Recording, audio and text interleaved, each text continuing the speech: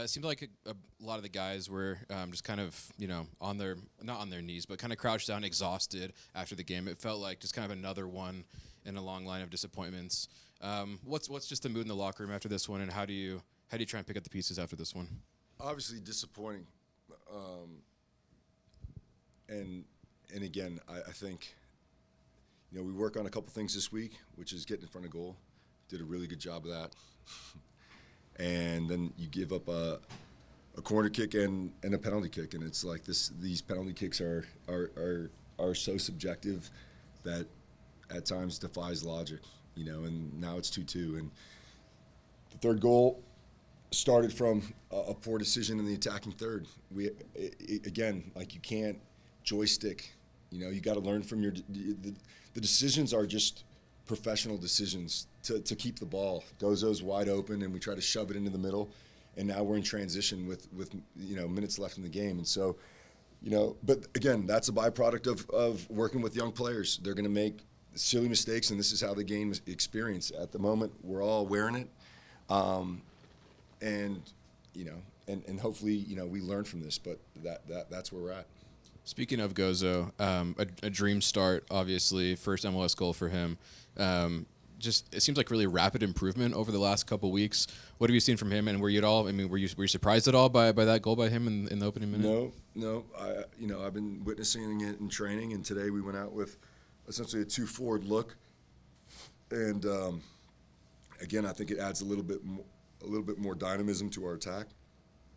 Instead of having 2 10s that are just floating, is really threatening the back line. And I think the play, he gets in behind, and that was exactly what those are the things that we've been working on. And then obviously from there, Gozo just makes a play. And I think it'd been a long time coming. He's been in really good spots, and I think it's a moment like that really accelerate your belief, accelerate your career. And again, for me, one of the bright spots on the field tonight.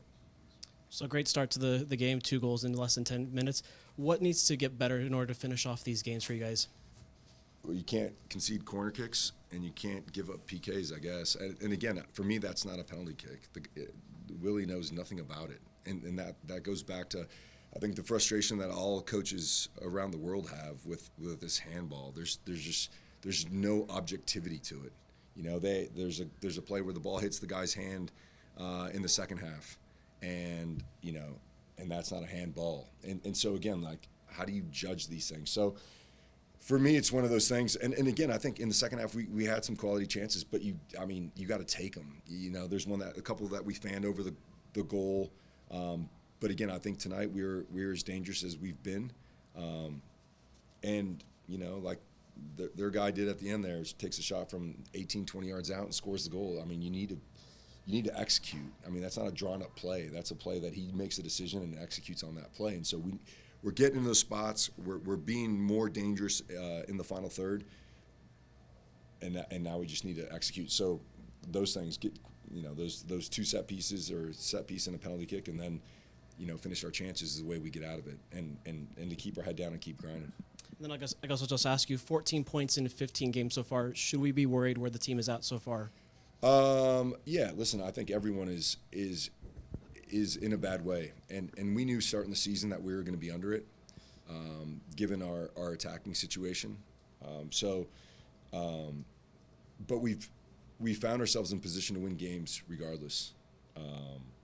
And the thing with young teams is when things don't go right, it just be like, these guys are young men, right? And when things don't go right, oftentimes it snowballs because they don't have the psychological immunity or the experiences at this level to be able to overcome. If we had a much experienced group, I would say, yeah, I'd be really, really concerned. But again, I think when you have a young team, this is par for the course. They're gaining their experience in real time. There's no way to, it's like, when you give advice to young people, they don't understand what the words mean yet because they haven't lived it. So we're a young team, and, we started the season without a striker with any experience. So these are all byproducts of what we're going through. And it's for me, it's completely, it's normal to have that. Now, if we had experience across the front line, 4 positions, and we're not scoring goals, I'd be really, really concerned. But these players, Gozo, Dominic, Ari, Forster, these guys are cutting their teeth.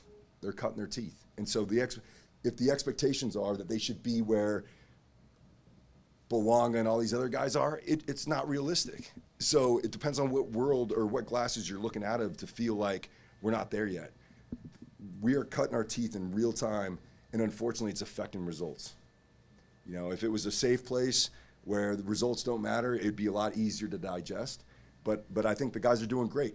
Guys like Gozo, doing fantastic. You know, Diego Luna is doing great. So like, but as a team, we're a really young team, and these moments affect the group a lot more than if you'd have experienced guys. And so it's always a tough balance for me, because I know how fragile they are in these moments. Older guys, you can really lay into them and say, hey, listen, that is just not okay. Younger guys, you're still developing them. You're trying to create a safe environment for them to be able to take risks. And so like the third goal with Ari, what am I going to say to him? Just make the pass to Gozo and we keep it? And then Gozo drives and then dishes it to Diego at the top of the box as opposed to forcing the ball. Experienced players wouldn't make that pass. That's not even in their realm, right? So I think that's the challenge for our group is when you're in a bad way, it's really difficult to overcome because they haven't experienced these moments yet, but they're learning, and they're giving max effort. And maybe a little bit on that topic of the young team coach. Is there anybody in this locker room who you've noticed kind of stepping up in moments like these to? It's one thing when, you know, coach gets up here and talks about young teams growing and developing and that kind of thing. It feels like it's something entirely different when there's a player that can kind of step up and lay in when he needs to lay in, but also bring around the younger guys and say, hey, you're getting better. Are you seeing any? Yeah, I am, and it's tough. You know, I think Rafa's been that guy. You know, and I think Rafa is dealing with kind of the same things that I'm dealing with is how hard can you be on these guys?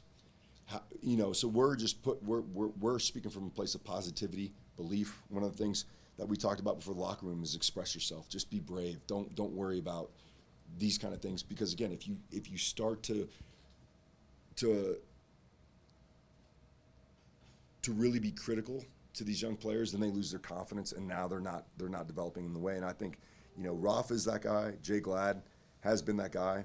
But the flip side of that is those guys need support too, right? They need guys because again, they're human beings, so they're living these results along with everyone else. And so, yeah, it's tough at the moment. I believe we have the character to overcome. Again, I think we scored 2 wonderful goals, and you know, the 2 moments that we conceded are like you're just kind of shaking your head at like how things in this moment aren't breaking our way, and they really haven't from the beginning of the season. But again, I believe that we have a group that can compete with any team in this league, and it's about overcoming this difficult circumstance that we're currently find ourselves in to claw our way out. And again, I think if we put 2 good results together, the whole vibe changes, and especially when you have performances like Gozo and Diego Luna, that will change the feeling of the group. Hey, Pablo. I got a question for you, and I've kind of been meaning to ask you this one for a couple weeks now. But with the team getting a new ownership, I kind of want to get your perspective on your relationship with the ownership and what their vision for the team is. There wasn't a lot of investment before this season. We've talked about that. It's a very young team, and we've talked about that. But the results just aren't really there right now. Is the ownership understanding of that? Do they understand that they need investment, we need better players, or is the ownership in kind of a win-now mode? Are they putting pressure on you to win these games? Well, listen, I think anytime you're in professional sports, the expectation is to win regardless of the circumstances. I've had a couple conversations with Steve, not in depth, really superficial. And the one thing I can tell you from that is they're a team that are very prideful. They're a group that's very prideful in the team. I think when you hand over, when you take the reins as an ownership group, you have to observe to see how everything works and how the team is going. But they want to make this club, something that everyone can be really, really proud of. And obviously that means investment. And I think the next window is coming in the summer. We've identified some areas that we want to fortify. But I think that's all I can speak to as far as what their vision is. I haven't had in-depth conversations, but it's a team that they are very they're excited to invest in this group to make this a great team, just like they did when they owned the Jazz, and to be perennial playoff contenders, get trophy winners, and I just think in how recent this transition has been, I think they're still observing to see how everything works, and more importantly, how and when they'll invest in the group. And then one more question. We talked about this earlier in the season with regards to substituting guys on the back line, and I know you said sometimes it's planned and sometimes it's not. But tonight was a night where we subbed 3 guys on the back line, and when I asked you about this before, you said you never want to do something like that. So my question is, were any of those planned? It seemed like Vera may have come off a little bit sooner, and I know he's just coming back from an injury, but Yep. were any of those substitutions planned, or what was the thinking behind those 3 subs? No, great question. Vera had played 60 minutes with the Monarchs last week, and obviously the pace of play. At halftime, he was gassed, and I asked him if he can give 10 minutes more, right? So that was that. So Philip comes in for Vera, who's also been out with injury, to get those guys up to speed. Alex busted his tail in the first half, getting to the highest line, and the thought behind that was we want to keep pressing their back line. I don't think it manifested much in the second half with Sam getting to the highest line and actually maybe I think once or twice he did, where he played a really good ball across. So that's the idea. That's a position where typically we'll probably make that sub, because I consider that more of a wing back sub than a left back sub. And then Noel was gassed, and it wasn't a sub that I wanted to make. We wanted to bring in Johnny into this game, but I think you defend a guy like Nelson for whatever it is, 80 minutes, you're gonna be gassed, and so that's really the thought behind all those. Thank you. Go ahead, Matty. Hey, Pablo. We spoke earlier in the week, and I was wondering if you could tell us what you thought went well and what went poorly with set pieces tonight. Sorry. Yeah. Well, again, I think we were more dangerous on set pieces than the attacking set pieces. And again, I think there's really no mystery to set pieces. Like, you can do trick plays, but the nuts and bolts of set pieces is great delivery with bravery, right? And bravery, I mean like beating your man to the spot, even though you don't know where that spot's going to be. And so you're taking almost a blind approach to where that is. And if we have everyone committed to doing that, the likelihood is we're going to get our head on some. And tonight we did. They just weren't on goal. I think defensively, again, losing marks in the box, and then the penalty kick. So like, it's tough at the moment, right? Because I think we're still the only team in the league that hasn't scored on a set piece, and those are moments, just like Vancouver tonight, let you back into the game. And not everything's going to be a football play to score a goal. You need set pieces to relieve the pressure from the group. So again, we worked on it this week, and we'll continue to work on it until, for the rest of the season. What, specifically on the first goal, was that a plan for Caliscan to be marking Brian White, or yeah, we got to go back and look at that. That didn't feel right. And the one thing about Noel that I'll say is he's pretty dialed in most scenarios, right? And so we'll go back and talk about that and see how we can, that didn't feel right. I mean, he was tight. and he had a hand there, but Brian just got a little bit of strong. space that a taller guy. Yep. What did you think of Dom and Gozo together out there? Obviously, Gozo scored the first goal. Dom set up the second. What did you see? I think the focus this week, Maddie, was how do we get more box entries? And, the way that we have been doing it is a lot of rotations in the final third, a lot, our 10s dropping out of those pockets. So the focus was really about being more direct. And Dom can threaten the space behind, and Gozo can threaten the space behind. And I really liked how it unsettled the group. The Vancouver defense was constantly being challenged in different ways, and it gave space for Diego Luna to come underneath. And so, again, those spaces don't show up unless you have threats behind. There's no reason to honor that. So that, recently the defending team has been able to press Luna and Diogo, but when you have verticality, you have to really think about giving up the space behind. So I think the two of them did a really good job tonight. Unfortunately, it wasn't enough. Obviously, there's some positives out of this game. As Cabral has been just the best player on the defense, maybe on the team this season, and he was superlative tonight. Thoughts on his play tonight? I can't say enough about Rafa. I feel like he's an assistant coach. I feel like he's a mentor to all the players, which has been amazing.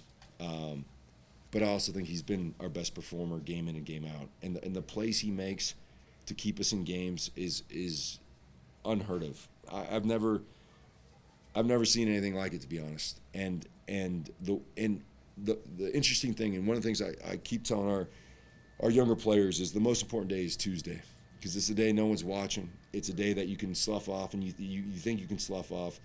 But Rafa he's diving on Tuesdays at 35 years old. He's a guy that does not take anything for granted, and it shows in every performance. And the more guys that we can get Rafa to rub off on, I think, like you said, superlatives. He's been amazing. And mentality is a huge, huge thing with you and the club and every club.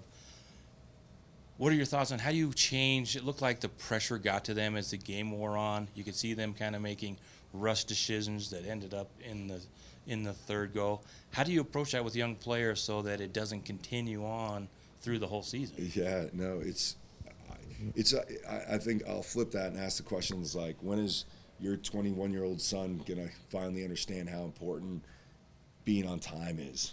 I don't know. I don't know, but it takes some time. It takes some time until, because the difficult thing is you learn something when it affects you. You learn something when it touches your soul. You learn something when you get left out. You learn something when something negative happens, right? And I think we have to play younger guys. So it's like, there's no, like, we can sit him out for a little bit and let him learn his lesson. He's got to go out on Wednesday and go at it again. And so, like, I think that is the most, that's the toughest part. I think that's the toughest part, is because for me, life is the greatest teacher. And when you can't remove some guy that's being really, really productive in one area because the pressure's getting high and they start making bad decisions, we just can't afford to do that. Because then we're killing his ability to learn from it, because he's not coming out, but he's also really important for the team in real time. So that's the biggest challenge. And again, like I said, I think, with younger players, it's like if you have 1, 2, I think you can manage it. If you start getting 4 or 5, then that, like, emotional, like, it's overwhelming, the moments in the games to overcome. And you can't expect them to act like Rafa in goal. I mean, it's just not fair. It's not right, and it'll never happen, right? So I think that's our biggest challenge, is how do we take the group and overcome the psychological hurdles. And I think the only way to do that is to win. Thanks, Pablo. Yep. Thanks, guys. Thank you.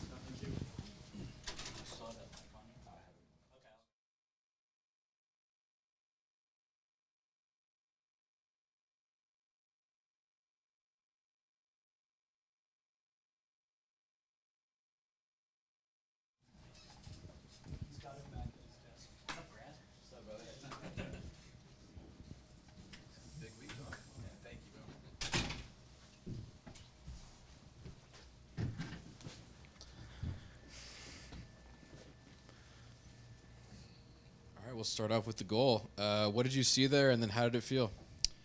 I mean, I had him 1v1. I just saw him open his legs when I cut right, and I just put it near post. It was great feeling. Yeah, I don't know. I'm sure it was. And then Diego gets one right after you. I guess what was just working so well in those opening minutes?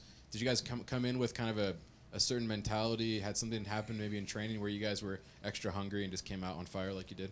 Yeah, I feel like coming out against the best team in the league, like we were hungry, we were looking to make a point, and I think we did that in the first 20 minutes. But I mean, we need to maintain that. So with your goal, you're the third youngest RSL player to ever score. What does that mean with being a lot of the young kids so far with RSL? Yeah, I feel like that's an honor. Obviously, I did not know that, but yeah, I feel like that's an honor, and I'm grateful that I get to play at such a young age, and they trust me so much that I can play this many minutes. So yeah, I'm grateful. And then quick turnaround next game on the road against Austin. What do you guys tough results so far, Colorado, then this one. What do you guys need to change going into Austin? Yeah, I think we just need to take control of the game a little bit more. I feel like when we do score, we kind of open up defensively a little bit, and when we don't score, it's either a super defensively game and we don't have many chances offensively. So I think we just need to find a balance of scoring and also keeping our defensive lines tight. Also, congrats officially on Mike on not just today, but also Thursday, graduating from high school, pretty big moment. Thank you. You go through that, immediately go to training right after that, I understand, and then get your first goal at home. I'm sure you had friends and family in the crowd. Just walk me through a little bit what the last 3-4 days have been like for you, full of just milestones and achievements and that kind of thing. Yeah, I honestly haven't really been thinking about it. It's just kind of my life, but yeah, now that I think about it, it's really cool, and I feel extremely grateful to be living the life I live. Did you expect your career to really take off and jump up this early? I guess in your not just career but in your life. I mean, I wouldn't say I expected it, but I feel like I have confidence in myself always, and I feel like age is just a number, and I feel like I can play. And always felt like I could play in the team, so I'm just taking my opportunities now. Hey, Gozo. So the fans have been hollering to see you on the field together with Dom at the same time. How did that feel for you guys out there, or for you to be out there with him tonight? And then how did you feel late in the match, flipping over to left wing? Yeah, I love playing with Dom. I think we're all pushing for me and him to be on the field at the same time. The more talent on the field is always a good thing. And yeah, I felt good. I feel like me and him work well together. And switching up over to left wing, I felt good. I feel like I can play on both sides, right and left and down the middle. So I feel like it's a strong position for me. And then I don't want to ask your opinion on the calls because I'm not trying to get you fined. I'm just curious if you heard the ref explaining to anyone why he called the handball on Willie but not on their defender, or why he didn't call the penalty when you got body checked in the box. Again, not your opinion, just did you hear him say anything? I did not hear him say anything. Okay. So, I mean, it is what it is. Keep your wallet in your pocket. Yeah. Congratulations on your goal. You're a young player, but you can't change the result for the season. But have you had a chance to maybe reflect? What would you maybe do different?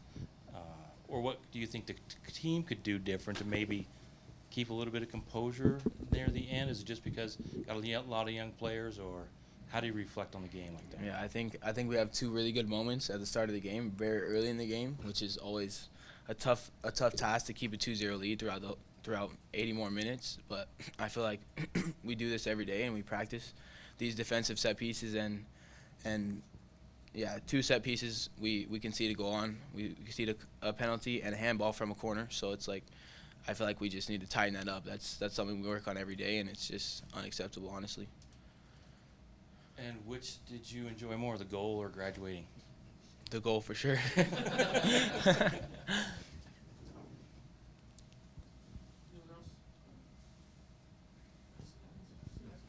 Anyone on Zoom? Thank you guys. Thank you guys. Yeah, no problem.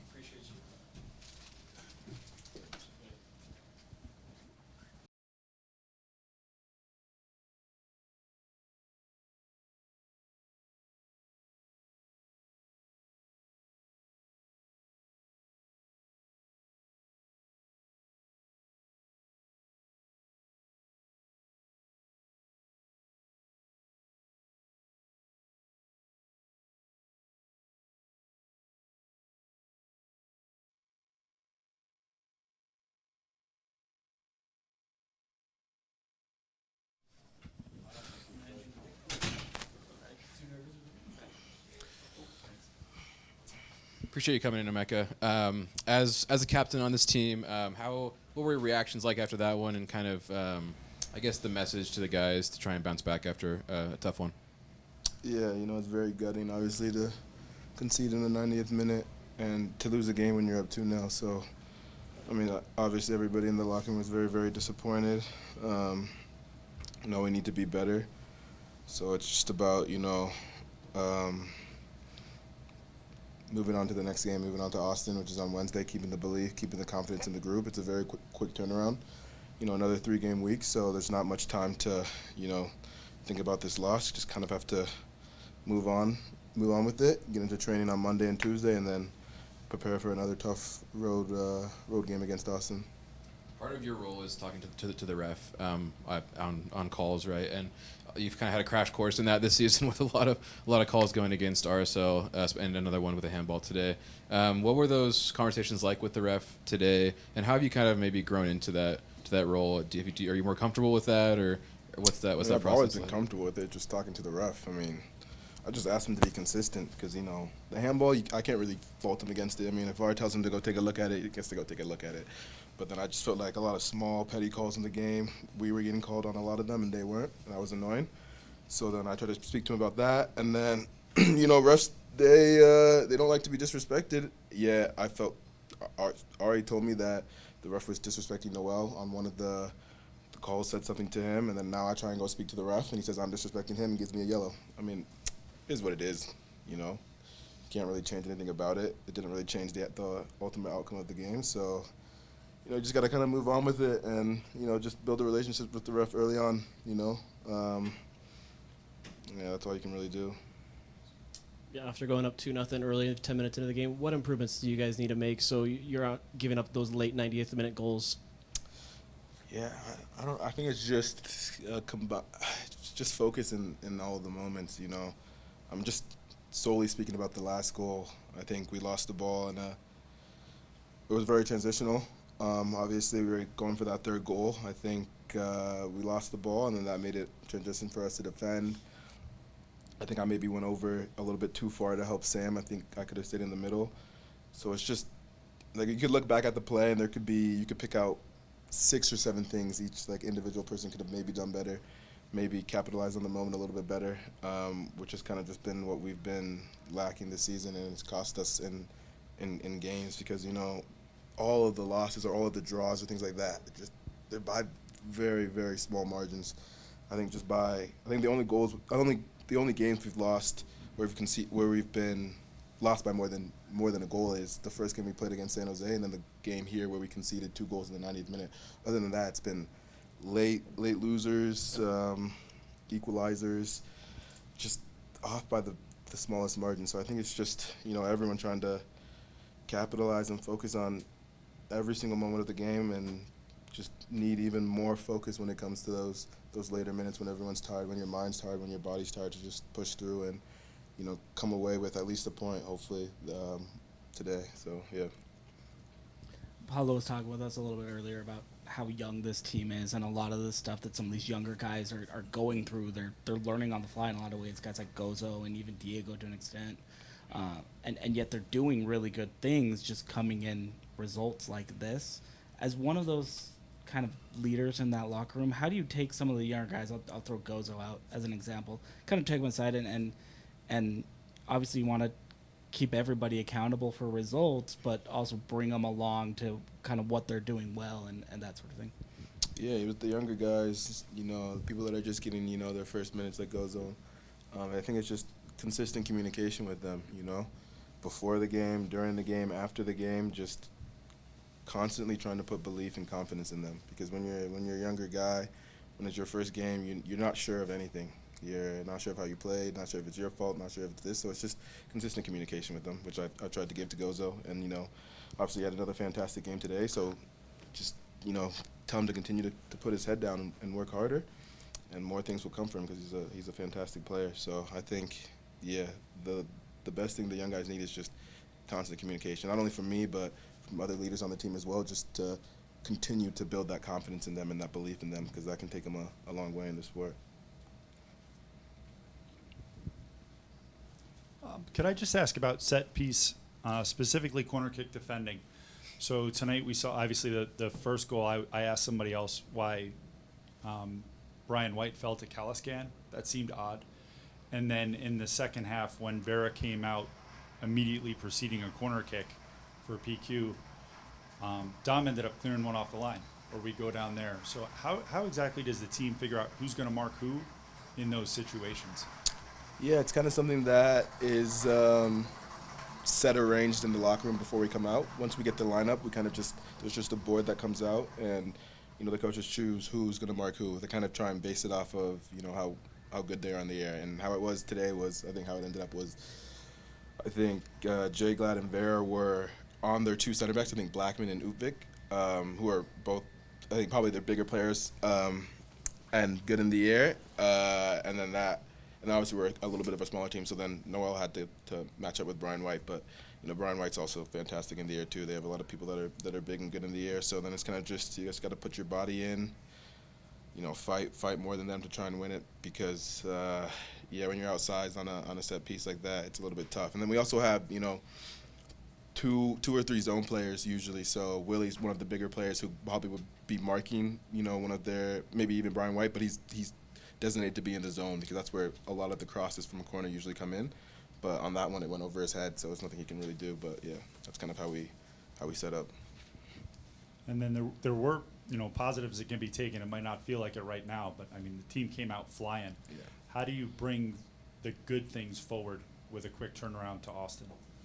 Yeah, I think it's just, like I said before, constant communication with the group about the belief and confidence and keeping that up high. I think the first 25 minutes we had today were, the best 25 we played probably all year. So it's focusing on those 25 minutes to say, how do we all feel? How do we get in that moment? How do we stay in that zone? How do we stay in that moment for longer periods of the game? Because you're not going to be playing that well for a whole entire game. You're going to go through moments, So it's how can you try and be in that moment for as long as possible during the game. So I think we can watch it back, look at things that we did very well.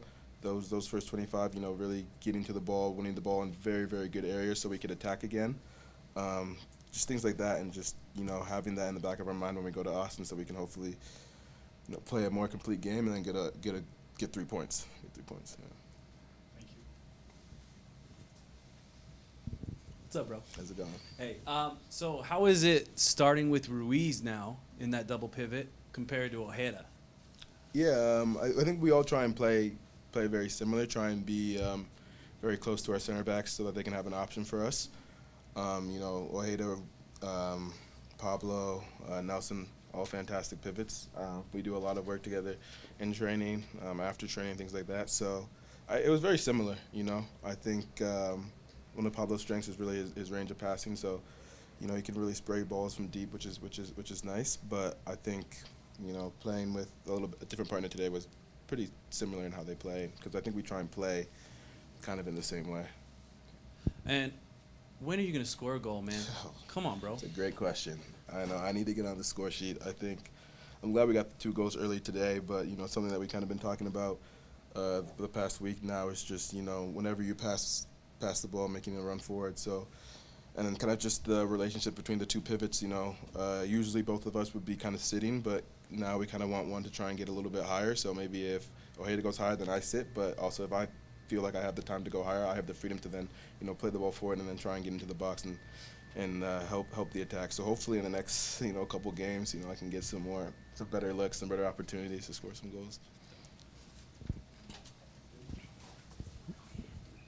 Emeka, from the outside looking in, it certainly looks like this team has not come apart. The chemistry looks to be still really well, even though there's been some challenges.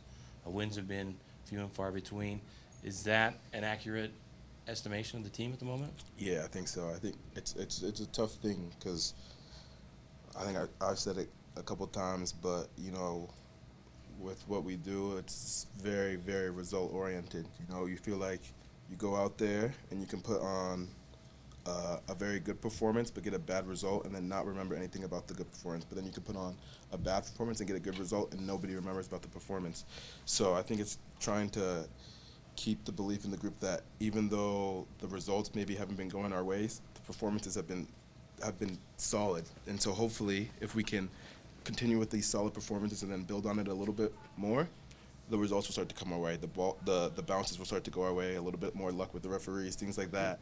But it's so hard to see now because you look at the table and you're like, oh, it doesn't look good. But you know, it's a long season. I think our 15th game. So we have 19 more. Still more than half the season left. So a lot of things to build on, a lot of things to learn from, and you know, in this league, you go on a run of 3-4 games, wins, the belief in the group, the confidence in the group, you start flying up the table, you never know what can happen. So it's just to, you know, continue to have the guys on that path of that belief and that confidence that we're doing things right, and then hopefully just clean up a couple of things, both sides of the ball, and then from there, hopefully the results will start to kind of match the performances. Pablo always talks about moments, choices in games. They come down to these small moments in the game. Is that kind of what happened in this game? Did the pressure kind of get to there's a lot of young players out there as the pressure built, try and get the results? Yeah, it's not even about age or young. It's just, just the moments we just didn't have them. Because it's so annoying to be up 2-0 and then concede 2 goals off corner kicks in 3-4 minutes. And that has nothing to do with age or nothing to do with the quality we have on the field. It's just, I don't know, maybe the collective, maybe me as an individual trying to get the collective to just complete focus for every single moment of that game, because they don't score that first corner, which was a very easy header, then you never know. We go back down there, we score, it's 3-0, the game's put to bed. But they do score it, they're back in the game. You never know what can happen. So it's just, just finding that fine line, because we're right there, but it's just finding that last bit to get over the edge. So it may not be age, but is it like an experience thing where now next time you'll have the ability to kind of help the team along in these? I don't even know, an experience thing. Maybe it's just a luck thing, or things aren't bouncing our way type of thing in the moment. Could be a combination of all those things put together, you know. So I can't really pinpoint it on one thing. After a loss like that, do you almost prefer a quick turnaround?